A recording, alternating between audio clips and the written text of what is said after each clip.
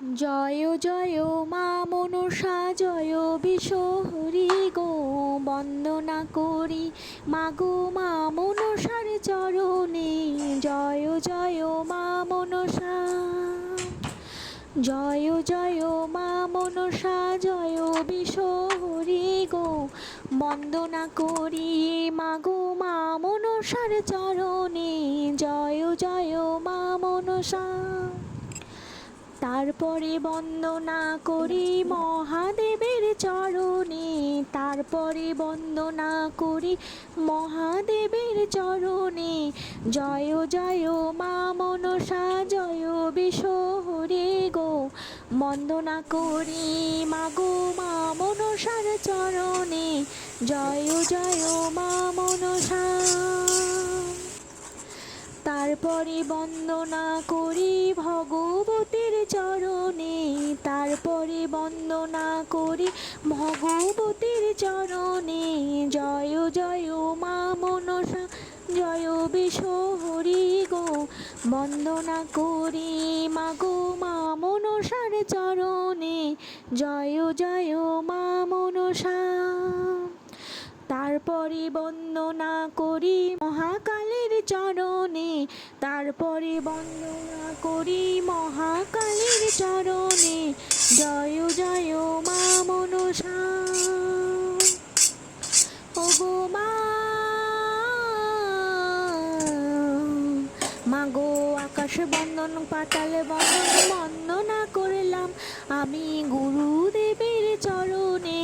জয় জয় মা মনসা।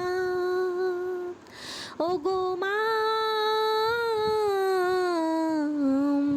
মাগো আকাশ বন্দন পাতাল বন্দন বন্দনা করলাম আমি গুরুদেবের চরণে। জয় জয় মা মনসা জয় বিশ্বহরি গো, বন্দনা করি মাগো মা মনসার চরণে।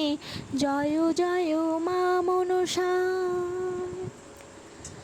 তারপরে বন্দনা করি 33 কোটি দেবতায়, তারপরে বন্দনা করি 33 কোটি দেবতায়। জয় জয় মা মনসা জয় বিশ্বহরি গো, বন্দনা করি মাগো মা মনসার চরণে।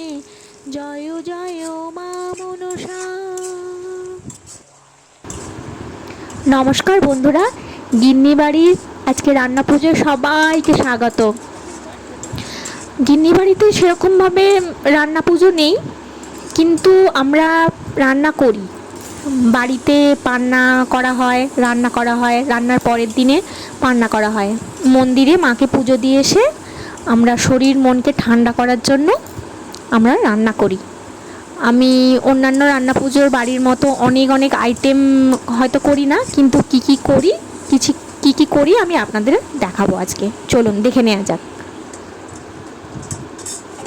দেখুন, এটা হচ্ছে আমাদের গিন্নি বাড়ির সবথেকে স্পেশাল রেসিপি।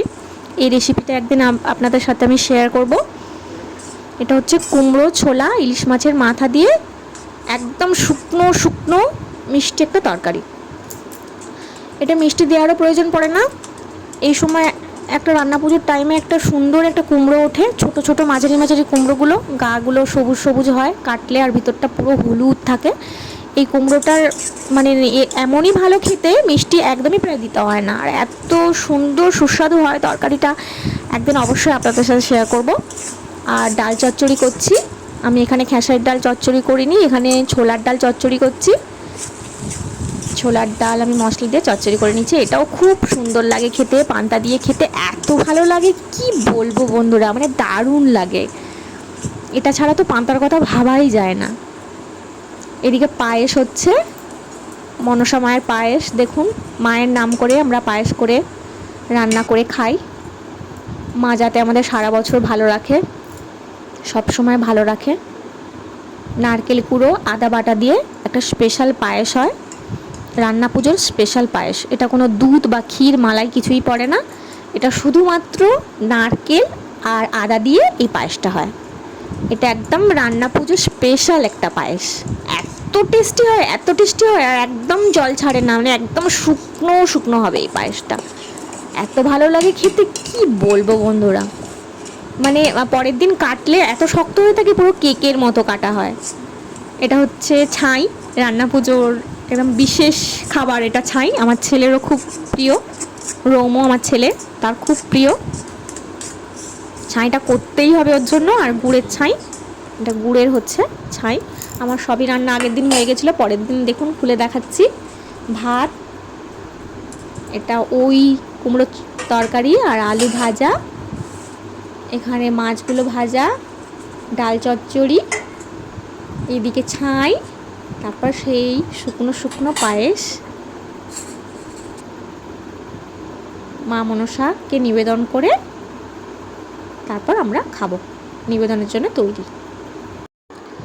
সকলে ভালো থাকবেন, সুস্থ থাকবেন। আমরা রান্নার পরের দিন পান্না করে সকলে গড়চুমো কাঠানো গেটে ঠাকুর দেখতে গিয়েছিলাম, এটাও ওখানকার ঠাকুর। জয় মনসা মার জয়।